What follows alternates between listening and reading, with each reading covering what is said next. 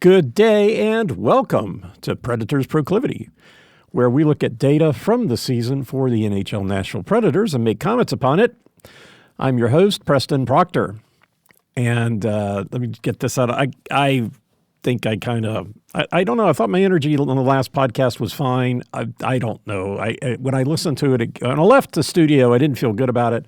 When I listened to it, I didn't feel good about it.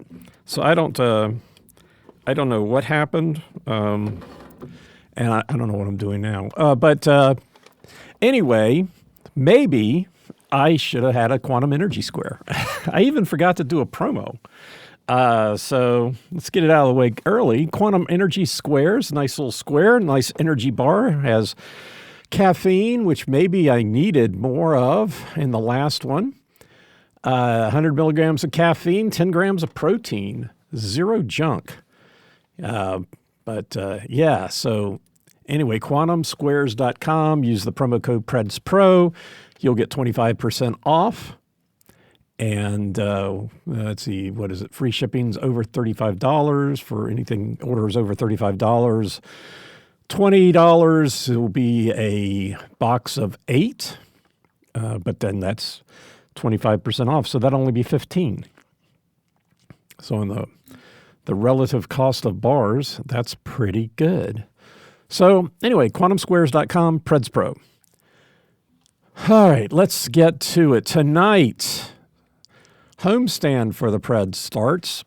You know, I don't think the Preds have had a long home or away. I see some of these teams and they have really long. What was it? I think Carolina's got a 7-game homestand coming up. I don't think the Preds have had anything like that. They had a 4-game road trip. I guess they had a 5-game homestand at one point. But other than that, it's kind of been like the 1s and 2s.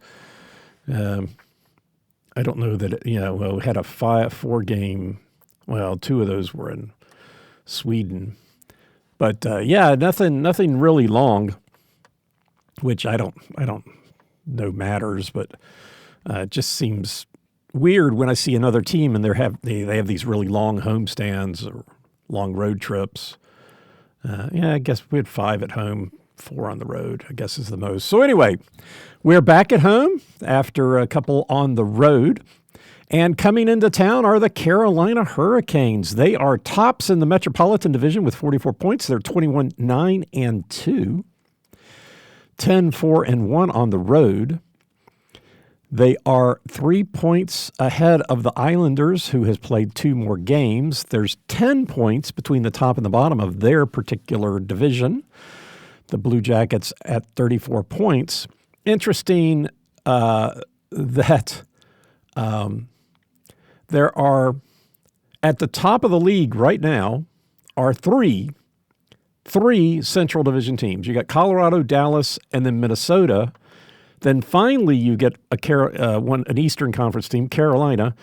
Then Anaheim, Vegas, and Detroit.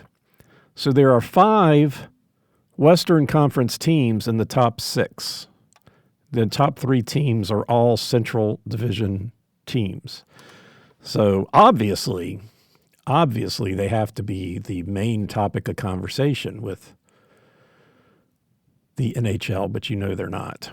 They're not. What is it? NHL News, Morgan Geeky. Draisaitl. There was an article on Draisaitl, first German to 1,000 points, I think. They love Edmonton. Don't get me wrong. Let's not forget that. But anyway, so top 3 teams in the league are Central Division teams. Anyway, Carolina is the top Eastern Conference team, and they're top in the Metropolitan. For them, this is the first of 3 on the road. They were 2-0 in their last road trip, both of which were shootout wins, 3-2 Washington, 4-3 Philadelphia. And if I'm remembering right, I think their last 3 games were all shootouts. Yeah, they've got a 4-game winning streak. And the last 3 shootout wins, they had to play a back-to-back with Philadelphia. They were at Philadelphia on Saturday, and then Philadelphia came to town on Sunday. It's a schedule. And both of those were shootouts. Which is fun. Anyway, so the first two of those shootouts were a road trip. So they had 2 on the road and then 1 at home, and now they've got 3 on the road, and then what do they have? They've got 3 on the road, then they've got 3 at home. Anyway, that's their schedule. It is the second of 2 versus Nashville. They did just play back on December 6th. That was a road game in Raleigh. Carolina won 6-3. Carolina did lose the game coming into it and after, lost to Toronto and San Jose. That was a homestand. Managed to beat Nashville. But last year, Carolina did lose both. So I guess that doesn't bode well for tonight's game. A lot of things don't bode well for tonight's game. And the Hurricanes have gotten most of the players back that were out when we met them.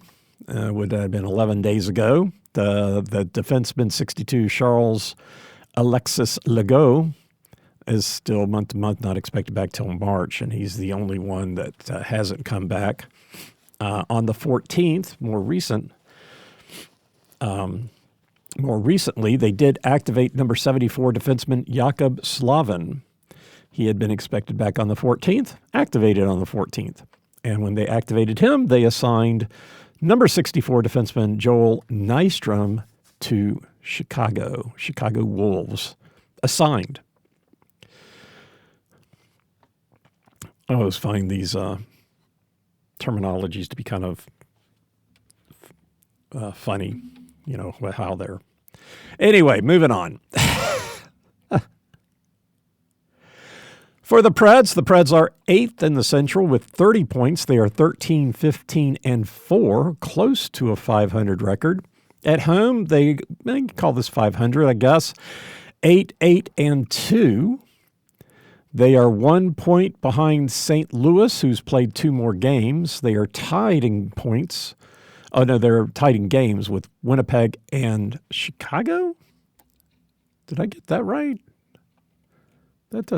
It is Chicago. Yeah. No, Chicago's played 1 more game. So Chicago is 2 points. Winnipeg and Chicago have 2 more points than Nashville. Winnipeg has played the same number of games. Chicago has played 1 more. They are still tied for next to last in the league. The games last night. I wrote this stuff down, and then I had to go back and make some changes that didn't seem quite right. The Canucks beat the Vancouver 1. And Calgary lost. Yeah, so it just there was a couple of things that I had that's wound up scratching my head about when I was looking back at this. But yeah, just shows, So Vancouver still in the bottom, even though they won last night. They're 1 point behind Calgary, Nashville, and Seattle.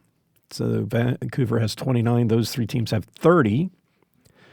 Vancouver has played 33 games. Calgary has played 1 more. Nashville has played 1 less, and Seattle has played 2 less. Then the Blues are at 31. So we've got, funny. We got 2 Central Division teams in the bottom 5 and 3 in the top 3 in the top 3. Yeah, this division wildly. What is the point difference? 25 points. 25 points between top and bottom. Which is, basically the difference between the top and bottom of the league. Yeah, the 13 points in the Pacific, top to bottom, 10 in the Metropolitan, 9 in the Atlantic. Still got a chance. So you're saying there's a chance. All right. This is the first of a 3-game homestand. The next 2 games are a back-to-back, Toronto on Saturday and the Rangers on Sunday.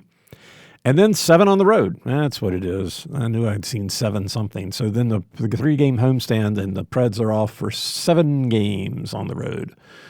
That'll take them start December 20th and then take them through January 6th. So they'll spend Christmas and New Year's on the road.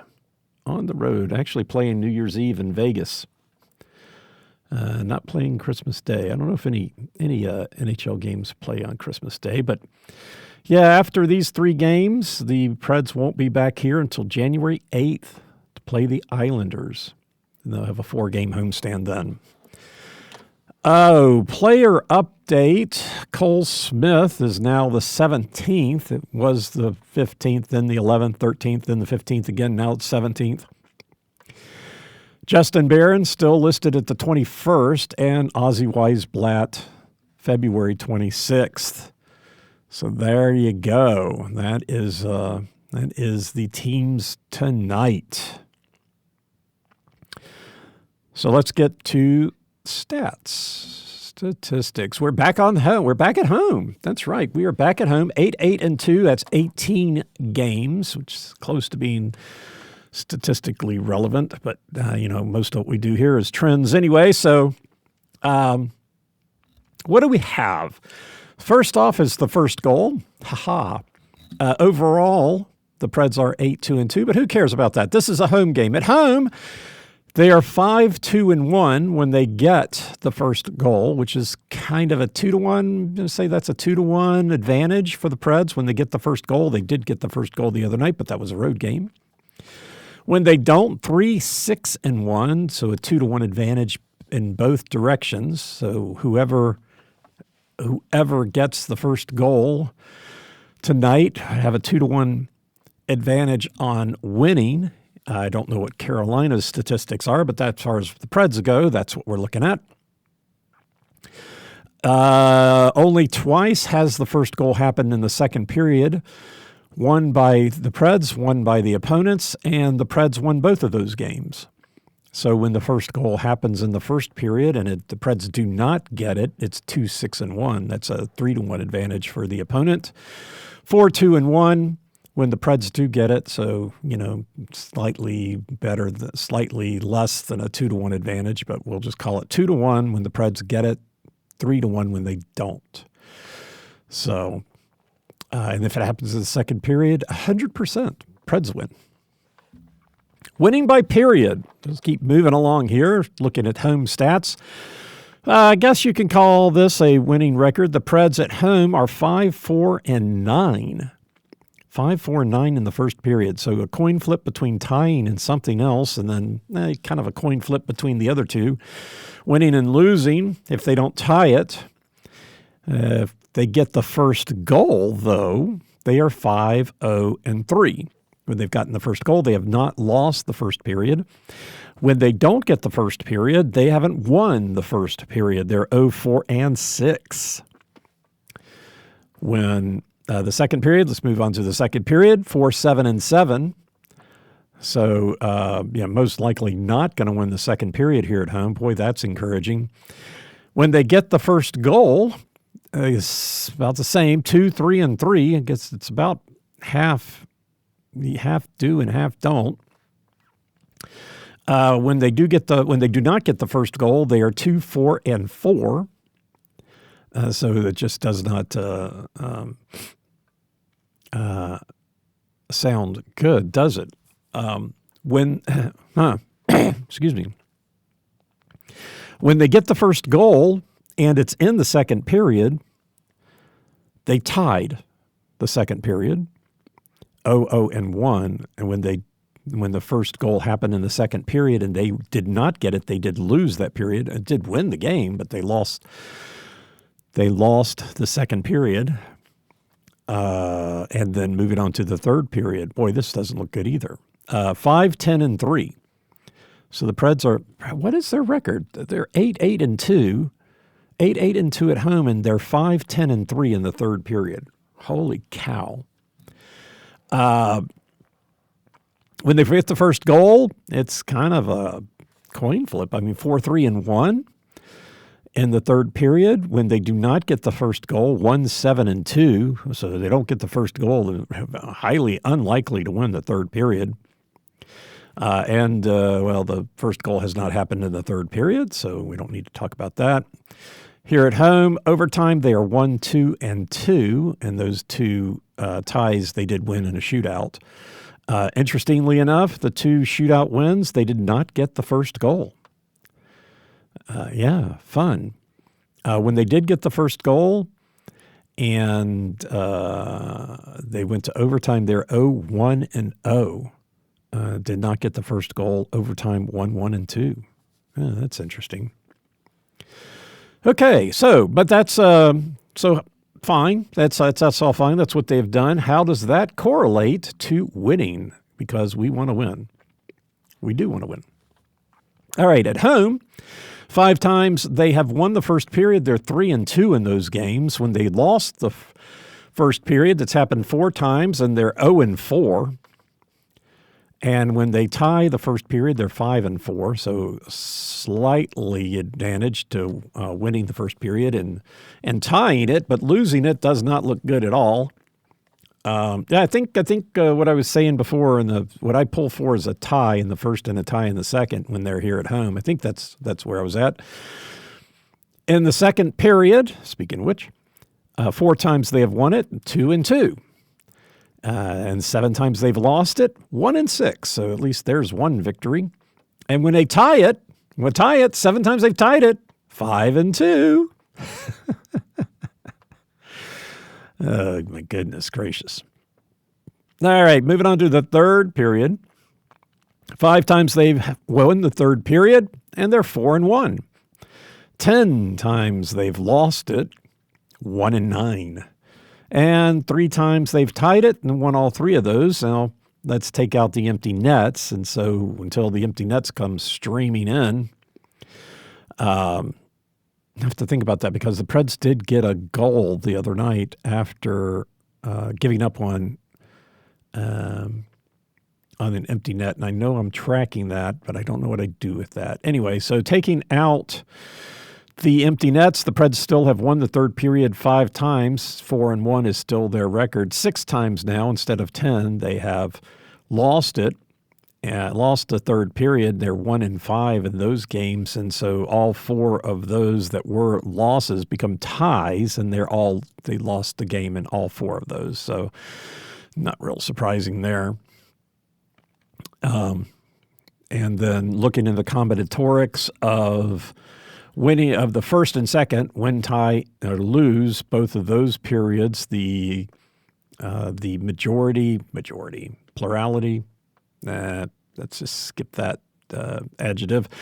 The things that's happened most, there we go, is to tie the first and tie the second, and therefore 0-0 in those particular circumstances. Yay! A winning scenario. When they win the first and tie the second, so sticking with tying the second, so tying the first, tying the second, 4-0-0.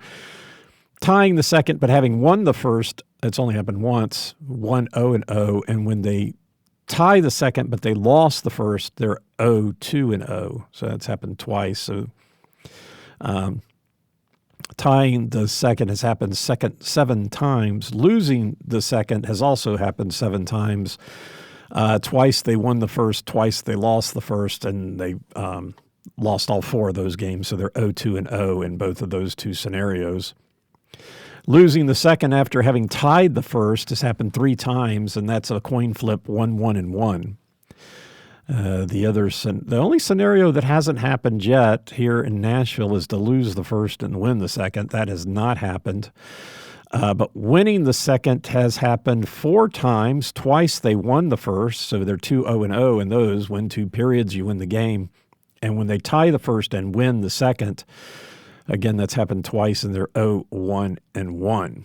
So that's not good. That's why I guess I'd say a pull for their most successful scenario is to tie the first and tie the second.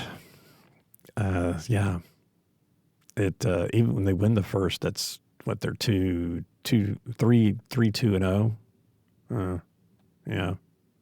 So tying the first isn't exactly the best scenario, but tying the first, tying the second is the best bet here. I'd prefer that they win the first, but hey, there you go. Okay. So that is result correlations, which takes us to goals. And we start out goals by talking about when the winning goal gets scored. Here in Nashville, it's evenly distributed between the second and third period 5 times. For both of those, again, 18 games, so 5 and 5. The second and third period, 28%, and then 3 times in the first, 3 in overtime, and 2 in a shootout. For the Preds winning, the second, third, and shootout are all the same at 25%, with 2 times, and then once they've got it in the first and once they've got it in overtime. And then this is just pretty even for when the Preds lose. The second and third really here in Nashville kind of holds court. They've gotten the opponents have gotten the winning goal in the second and third period 3 times, twice in the first and overtime. So there's really it's really pretty evenly distributed in those situations. Taking a look at when the home team wins, the road team wins. The road team has now won 15 times. The home team has won 17 times.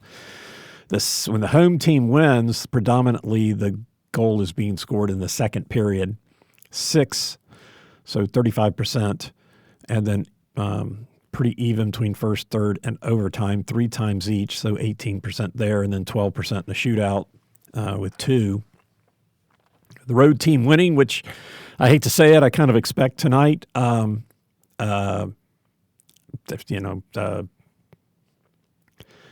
I really need to figure out what the Magic 8-Ball answers are, because I feel like there's one that's appropriate every now and then. Signs don't look good for tonight, but I guess I haven't looked at the road and home stats, so maybe I'll change my mind when we get to those. But for now, the road team has won 15 times. Third period, the predominant time to score the winning goal, 6 times, so 40%. Next up is the second period with 27%, 4 times. And then 3 times in overtime and 2 in the first and 0 in a shootout. So all those numbers different. No duplication of numbers. Every period has a different number. That's pretty equitable there. All right, how are the Preds doing overall? Scoring goals, not bad. First period, they are outscoring the competition 18-16. When they win, they've outscored their opposition 10-4. When they've lost, 8-12. The second period, not too bad, being outscored by 2, 17-19. Big differential when they lose the game, being outscored by 6, 7-13. When they win, they're outscoring their opponent 10-6. And the big differential comes in the third period, 8 goals difference. The Preds are being outscored 15-23 here in Nashville. Primarily when they lose, they're being outscored by 11. They have only scored 7 goals in the third period in the games that they've lost, and the opponents have scored 18. Meanwhile, when they win, they've outscored the opponent 8-5. So it's not a huge differential there, especially given 8 games they've won. Well, 10 technically, 2 overtime losses. So those games both go into the loss category when we're taking a look at these statistics. I mean, it's the 8 won 8 and lost 10, and the goal scoring differential is pretty significant there. And taking a look at the difference in goal scoring coming into the second and third period, when they come into the period winning, tied, or losing, All 6 of those scenarios do have numbers in them, as opposed to on the road, there's a scenario that has not happened yet. Let's stick with the second period. Second period, coming into the second period, 5 times winning, and they've outscored the opponents 8-6. They've come into the second period tied 9 times. That's the most frequent thing to happen. Come into the second period tied, and they're outscored 8-10. They come into the second period losing. It's happened 4 times. They're outscored 1-3. That's, wow. Yeah, not a lot. Kind of surprising how little scoring. Looking at the third period, coming into the third period winning has happened 5 times. They're outscored 4-7. Outscored by 3. When they come into the third period tied, they are outscoring the opponent, but not by much. It's happened 5 times, 4-3. 4-3. Oh, and when they come into the third period winning, they do have an empty net goal, so it's actually 3-7. When they come to the third period tied, there have not been any empty net goals, so being outscored 4-3. And when they come into the third period losing, they've been outscored 7-13, 5 of those being empty net goals. So come into the third period losing, they've been outscored 7-8 or 8-7, however you like to hear that. And that's the goal scoring. So we now wind up looking at the matchups. And what is first? I think it's first up is goal scoring, right? Yeah.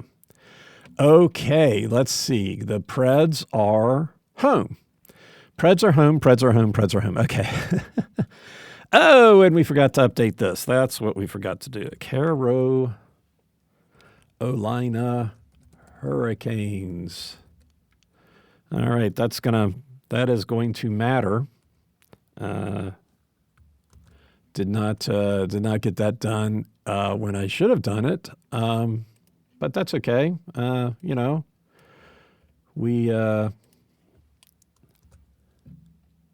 come on, copy and paste. Oh, Jiminy Cricket. Carolina Hurricanes. Love it when your tools don't want to work for you. Anyway, Preds are home, which means Carolina is on the road. So Carolina has played 15 games on the road, which is less than 23 teams. 3 teams have the same number as Carolina, and 5 are below. So they're in the bottom quarter of number of games played at home. The Predators have played 18, which is in the top. There's 3 teams that have played more games than the Predators at home. 5 that have played the same, so 23 below. So kind of they're in the, it's kind of the same. The 23 above, 23 below. Not a good temperature. Neither one of those. But so that's why I like to look at the per game stats. Let's see. Let's first start looking at Carolina. Carolina is 14th in the league in scoring. 14th in the league in scoring overall. And in the first, so that number didn't change. League average overall for road teams is 2.99 goals a game. They score 3. So they're right there. The Preds are 22nd in the league, scoring 2.83, which is below the league average of 3.06. The first period, the Carolina's 14th in the league, scoring 0.93 goals a game. League average is 0.86, so they are above average. The Preds are 7th in the league in scoring in the first, scoring a goal a game, and league average being 0.87. In the second period, Carolina gets a little bit better. They're 10th in the league, scoring 1.07 goals a game against the league average of 0.97. The Preds drop to 20th, only scoring 0.94 goals a game in the second period, with league average being 1.06. So they're ahead in the first and behind in the second. And then we come to the third period. Both of these teams are in the bottom of the league. The Carolina is 23rd and the Preds are 26th. Carolina scores 0.93 goals a game in the third against a league average of 1.08. And the Preds drop to 0.83 goals a game, a league average of 1.05, which interestingly enough right now, home team scoring in the third period is behind that in the second. Not the case for road teams. Road teams, it goes up 26% from the second to the third, but it actually drops for home teams. Interesting. Overall, league wide, it does, goal scoring does increase from the second to the third, but yeah, not right now, not for home teams, and so the Preds at least exhibit that behavior with their goals being scored dropping from the second to the third. It drops the whole way. The first 1.0, not 0.94. Yeah, so they're above average in the first and below average in the second and third. Carolina was 0.93, slightly above in the first, above in the second, and below in the third. And that's for road teams. Goals against. Overall, Carolina is 26th in the lead on the road, giving up 2.53 goals a game, league average being 3. So they're about half a goal ahead, since it's not being scored on them. Goals against. The Preds are ahead of the curve, 7th in the league in being scored on at home, giving up 3.33 goals a game. It explains why Carolina is leading, because they give up about half a goal less than they score. The Preds give up half a goal more than they score. But, I mean, still, they're 8-8-2. In the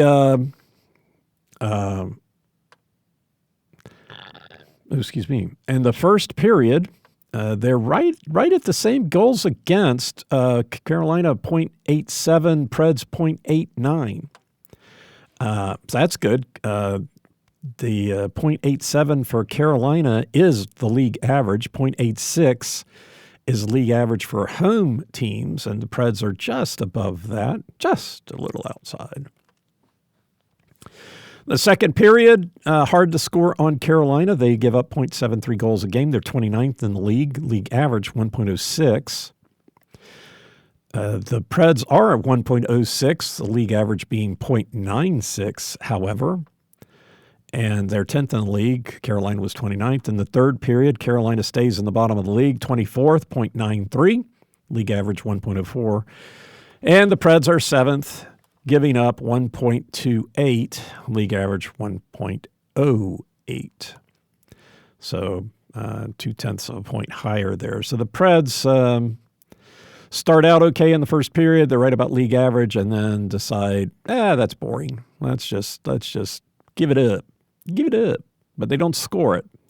The goals they give up increases from the first to the third, and the goals they score decrease from the first to the third. Carolina pretty even, 0.93 in the first and third, with goal scoring 1.07 in the second. So they kind of hit their stride the second period, and consequently they don't give up the goals. So their highest number for goals for is in the second, and their lowest number of goals against is in the second. So it doesn't look promising for goal scoring in the second for the Preds, but, that's why you got to play the game. Like I said, this is not really I'm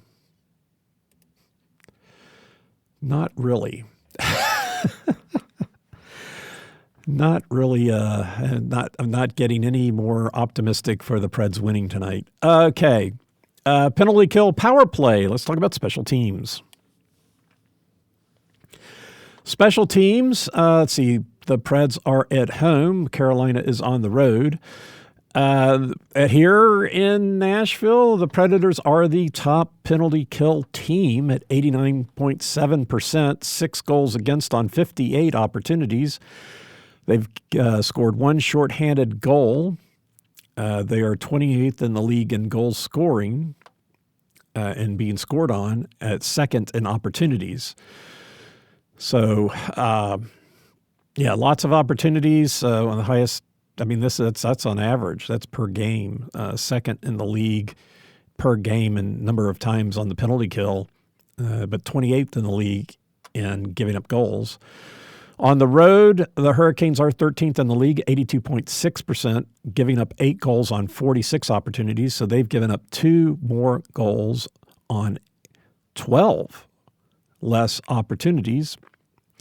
They have scored 2 shorthanded goals, and they are 22nd in the league in number of opportunities and 22nd in the league in being scored on. So I guess that's okay. Yeah, right. I mean, it's right at league average. It may not be okay, but 82.6%. That's just overall. Yeah. So total shorthanded, times shorthanded by games played, the Preds are second, and then goals against by games played. That's actually second in the league too. Oh, but that's yeah. So second in the league number of times shorthanded, second in the league as far as per goals being scored against in a good way. So there's only one other team with a lower goals against per game. Carolina 16th in the league per game played on being shorthanded and 11th in the league in goals against. So again, I think that is good. Yeah. Okay.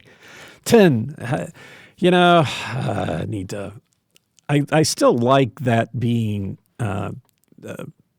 ranking them by the lowest to the highest. But I have to get better at knowing what I'm looking at. But anyway, so both penalty kills are decent penalty kills. The Preds definitely get too many opportunities to be on the penalty kill. What about the power play? Carolina, next to last in the league on the road on the power play, 11.4%, 5 goals on 44 opportunities, plus they've given up a shorthanded goal. So their power play sounds really ineffective. They 13th in the league in power plays per game on the road versus 28th goals for. Well, that's not really the way you want to see that go. 28th. How am I calculating that? Now I'm just really confused. Power play rank, goals rank is okay. 20. All right. So, all right. I have to clean this up. I have to understand what I'm looking at here. But anyway, 13th in the league on per games played, a number of times on the power play. 28th in scoring goals, so that's not good. The Preds, their power play, 17th in the league, 20%, 11 goals on 55 opportunities, so they've scored 6 more goals on 11 more opportunities. They have not given up a shorthanded goal. They are 22nd in the league in number of opportunities on the power play per game at home, but 17th in scoring goals. So I think that's good. It's only 16 teams have scored more goals per game, but the Preds have 21 teams that have had more opportunities. So yeah, I think that's the way you want the ratio to go. Even though they're 17th in the league, that sounds pretty good. Let me just haven't been looking at my special teams document, but I have been keeping it up to date. Let's just take a quick look here. What are we doing here? So overall, let's not worry about overall. Let's look at home. So the Preds, their power play in the first and third period, 20% in the first, 25 in the third, 12 in the second.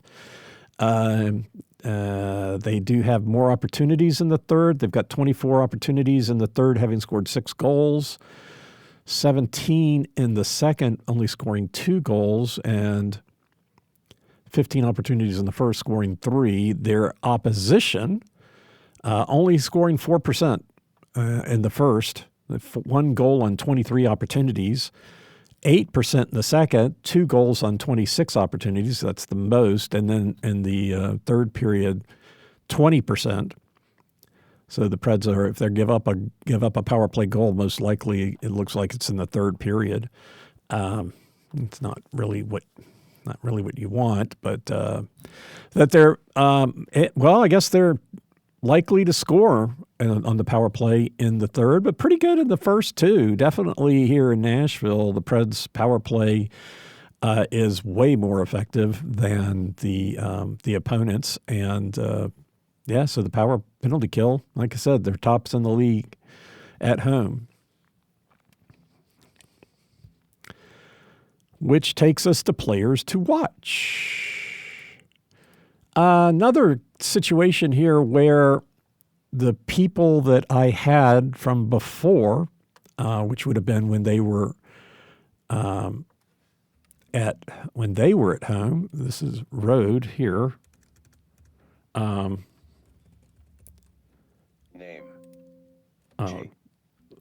And Toy. somehow it activated. S%. Somehow activated narration.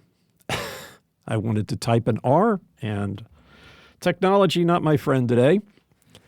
I guess I can blame the production staff on this. It said home for Carolina, but it's really road. But anyway, this a little different between who I had before and who's on the road, which I think is really, really kind of interesting that the stats change like that.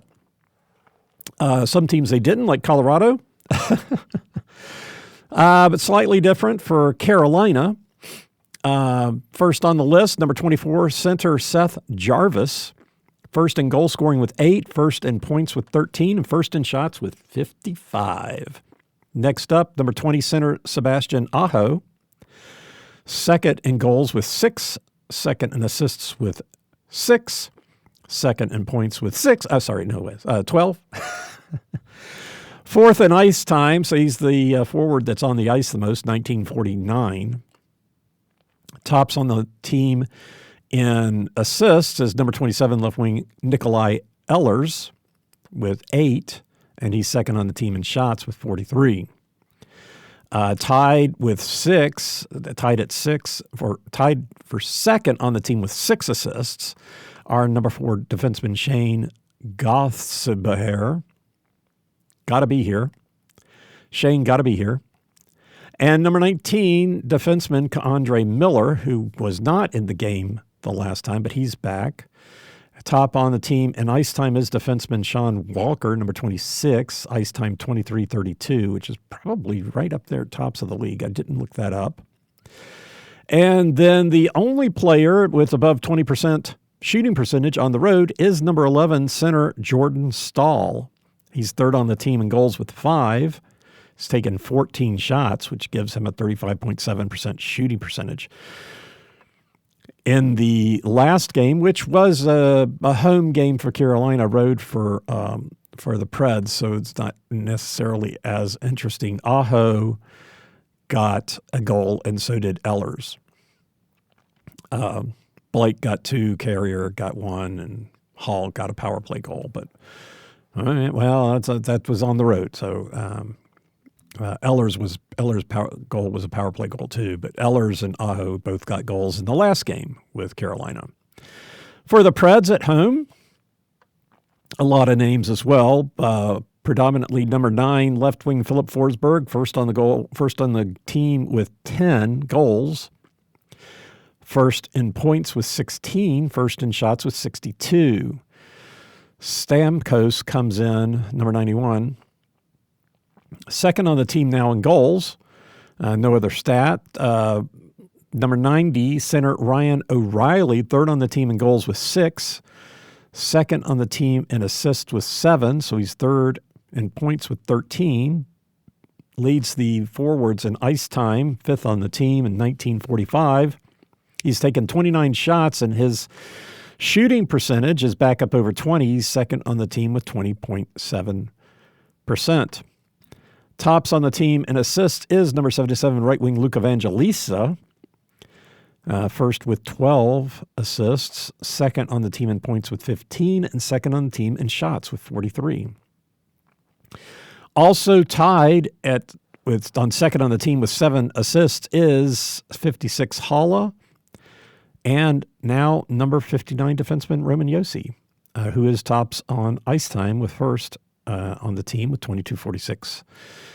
Defenseman Spencer Stastny, who is with Edmonton now, is still also tied second with 7 assists. I took it off and I put it back. I know I'm disappointed he's not around, but I'll have to let it go at some point, but he's still second on the team in assists at home. All right, so then shooting percentage, we've got 4 players that are over 20%. Tops on the team, number 49 left wing Reed Schaefer. 2 goals, 7 shots, 28.6%, leads the team. I already mentioned Ryan O'Reilly. He's got the most stats. And then tied at 20%, which is third on the team, is number 37 defenseman Nick Blankenberg and number 58 left wing Michael Bunting. Blankenberg has 3 goals. Bunting has 5, which I guess probably puts him fourth on the team. Blankenberg, 15 shots. Bunting, 25. In the last goal, Bunting did get a power play goal, and Matthew Wood got a goal, and Forsberg got a goal. And I guess got to call out, Forsberg got a hat trick. I thought I called it out for Marchessault, right? But it actually turned out to be Forsberg. I guess he's another guy that we don't talk about when on the road. The only thing we mention about Forsberg on the road is he is first in shots, but he didn't have any other stats. But now he's got 3 goals, so most likely he will enter the conversation when we go back on the road, which is next week. For momentum. Carolina is 10-4-1 on the road. They have a 4-game winning streak. The last 3 were all in shootouts. And since playing Nashville, 4-1. The last road trip, they were 2-0. That was part of that 4-game win streak I just mentioned. And against the Central Division, they are 5-1-1. They have beaten Colorado, Minnesota, Winnipeg twice, and Nashville, lost to Dallas, and overtime loss to Minnesota. For Nashville, 8-8-2 at home, did win the last game, 7-3-0 in the last 10. 7-3-0 in the last 10. The last home stand, they were 2-0, beating Colorado and St. Louis, and against the Metropolitan, they are 2-5-0. They've beaten Columbus and Pittsburgh, lost to Carolina, the Rangers, Philadelphia twice, and Pittsburgh, but 7-3-0 in the last 10. I don't know. I want to believe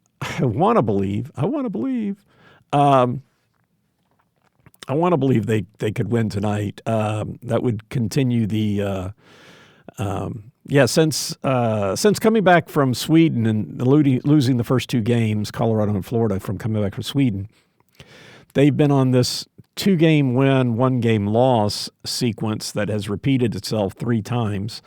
Winning tonight would be the 2nd win in a row, which means they would lose to Toronto. But those kind of streaks end at some point. I'd rather it end by them getting a 3-game winning streak, but I'm just not that optimistic. So, but the Carolina coming to town. They've been on the verge of losing the last 3 games. Won them all in a shootout. They've got a 4-game winning streak, which is the longest of the season. Nope. They started the season with a 5-game winning streak. They had a 5-game winning streak, and then they had a 4-game winning streak, and now they've got another 4-game winning streak. I don't know. Just, anyway. Well, there you go. 7 o'clock tonight, the Carolina Hurricanes here in Nashville to take on the Nashville Predators. Thanks for listening. I'm Preston Proctor. You've been listening to Predators Proclivity.